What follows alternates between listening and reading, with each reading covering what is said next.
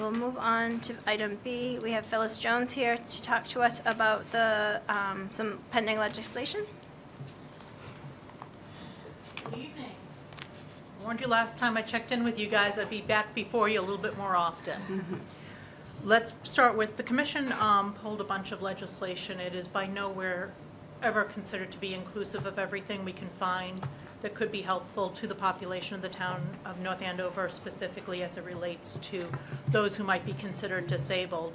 But these are the ones we've found thus far, and we wanted to bring them to the town's attention in the hopes that perhaps maybe the town might be willing to provide some sort of guidance to our legislative delegation about supporting this legislation, because we found as a commission that it might be supportive for those residents of North Andover who might fall under this umbrella.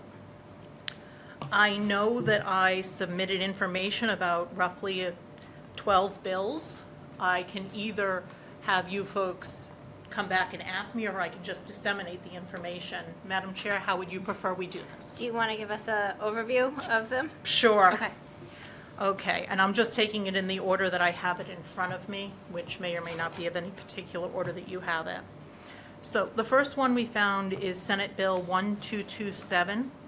It's the Workforce Recovery Commission, and it looks to the hiring and retention of inclusive workforce in the wake of COVID. One of the things I myself as a person have seen around town, and I'm sure a lot of other people have experienced this as well, is you go into small businesses and they either aren't open the hours they want to be open, or they're not servicing their customers as well as they'd prefer to, because they can't get the people to work, or they're not paying enough wages, or the workforce isn't there. And one of the things we also know on the commission is there is an extremely large amount of people who fall under the context of disabled, who might not otherwise be able to work, except for perhaps part-time jobs in local community areas.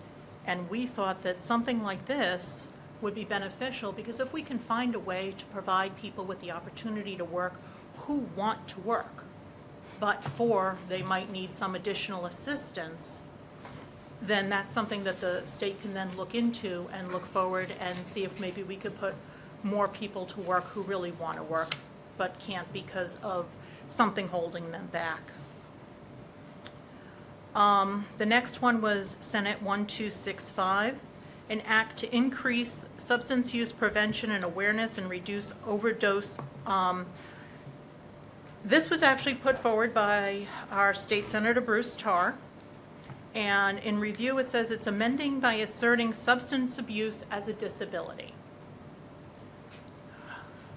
Substance abuse has been seen as a disability with the Veterans Administration for several years now. And I think it's high time, and the commission thinks it's high time that the state recognize that as well, especially in the wake of COVID. We've seen all sorts of things in terms of substance abuse, in terms of mental health concerns coming out of COVID, and anything we can do, I think, now that we're getting back to a pre-COVID sense of normalcy, to be able to assist those people come back up to where they were beforehand. The commission just feels that it is important to get that to that point. The next one I have is Senate 1271, and it's an act relative to fetal opioid drug exposure. And we're asking you to support this bill because what the purpose of this bill is to attempt to keep children from becoming victims of substance abuse before they're even born. And so it's to help ensure that mothers get the medical services that they need so that they're not passing those types of issues on to their children, and hopefully not becoming overdosed to begin with if they're needing other services as well. Senate 1273, an act relative to the mental health of children in schools. That's probably the biggest problem we're having these days, is mental health with our children. I can tell you from my own perspective, as my own two children are both suffering from mental health issues, fallout from COVID, working from school remotely for the year and a half all of our kids had to, and they're all coming out of it from different perspectives.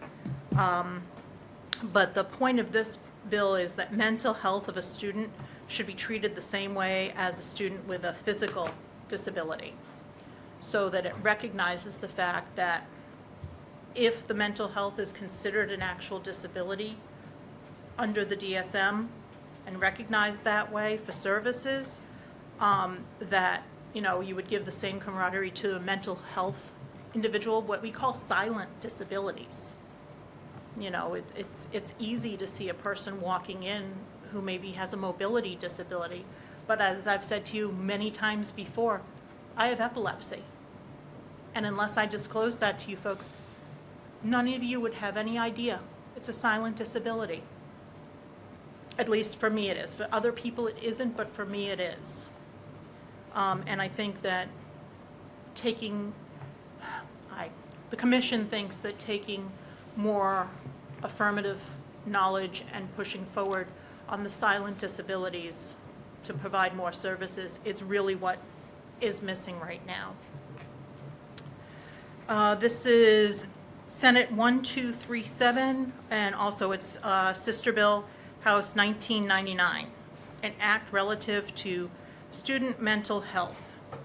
All this includes is that if a school is going to issue a student ID, as they recycle the IDs and issue new ones and the new IDs come into effect, that it includes information about a suicide prevention hotline, to just put more information in front of these kids so that, you know, hopefully they never do, but if they ever in that thought process of, I just want to, they'll have some information hopefully right at their fingertips.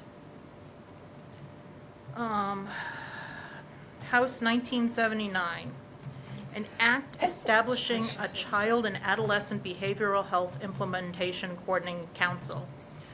In reviewing this, the idea is to set up a new subsystem to establish a council basically on adolescent behavioral health to advise the governor.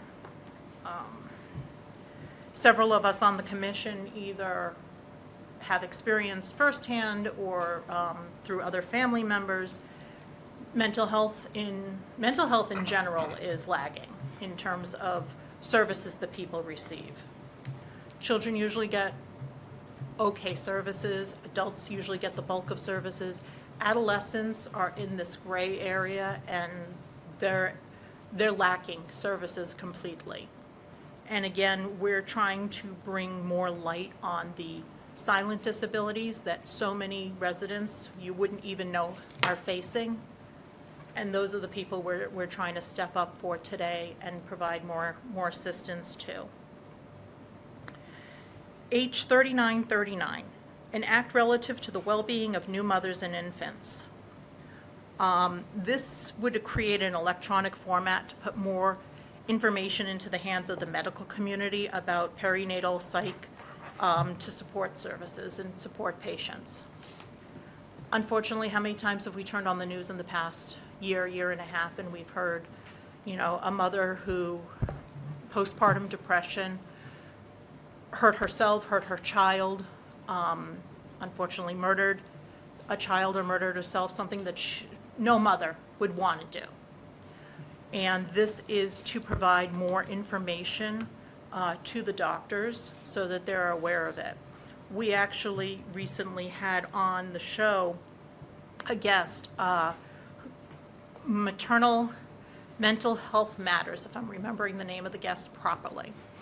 And their whole point is to put services together so that people are aware of, you know, hey, are you thinking about fill in the blank, something that might be hurtful that's really based more hormonal, and I hate using that term, but it really is hormonal based upon the fact that a woman's body is going through this while she's pregnant or postpartum, so that doctors can better see what's going on, people can better understand what's going on.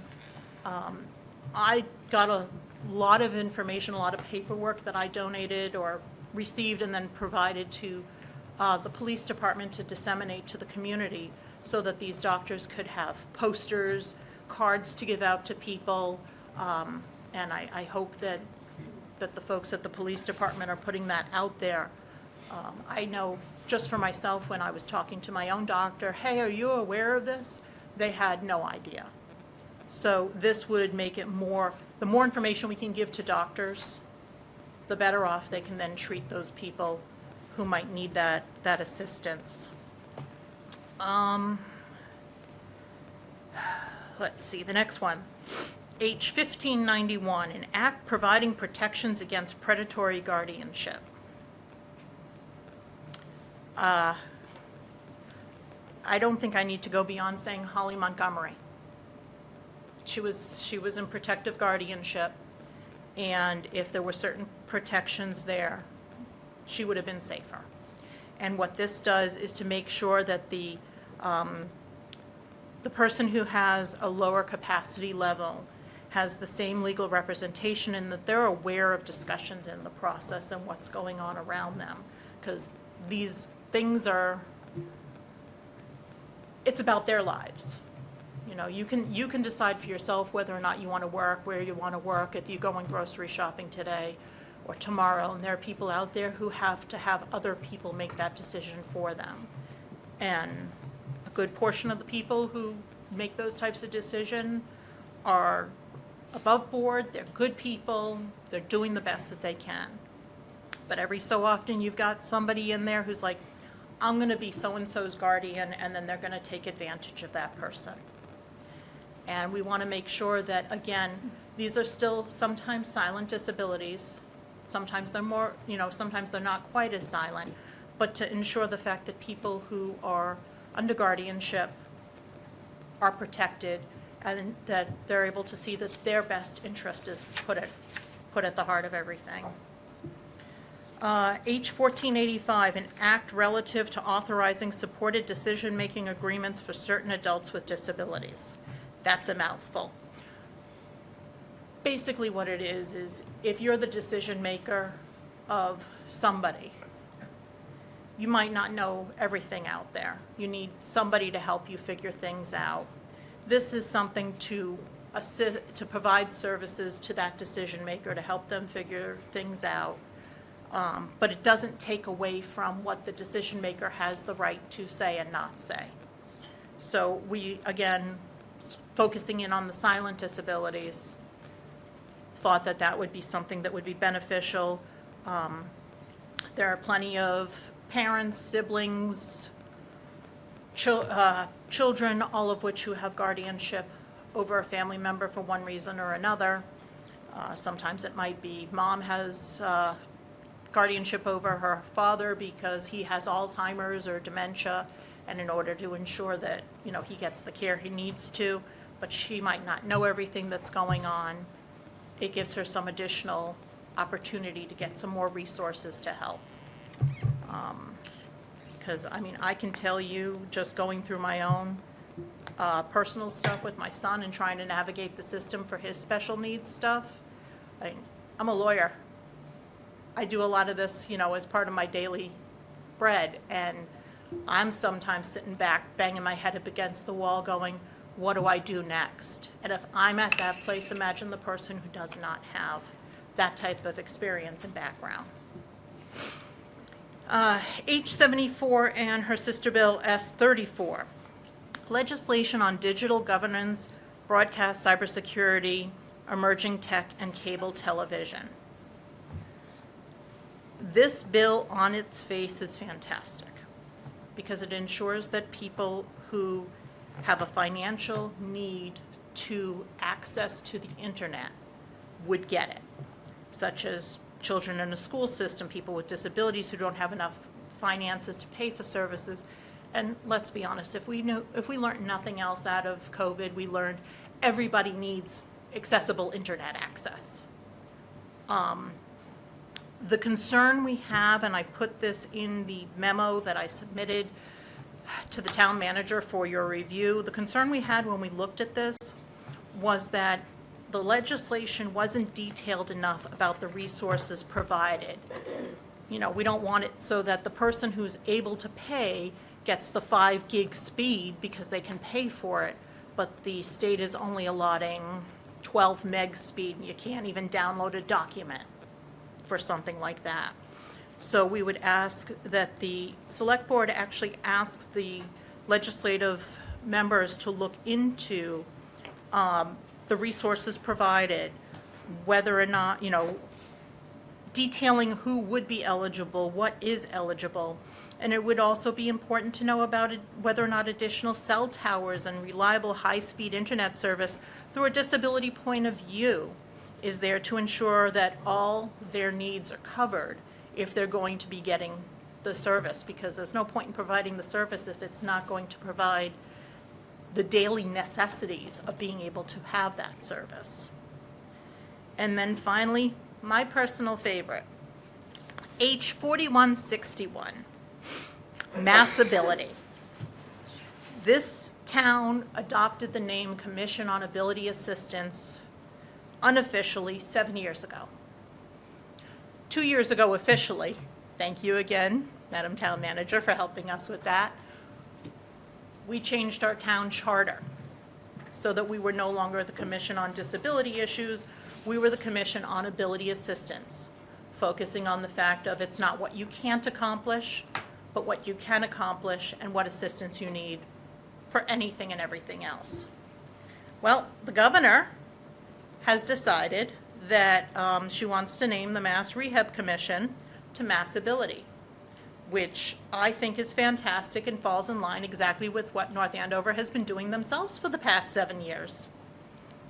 So I would like to also, or the commission would also like to request that the select board request of the legislative delegation that they support H 4161 to rename the Massachusetts Rehabilitation Commission to Massability, to more in line with what North Andover's been doing for the past 7 years themselves. And that's a mouthful.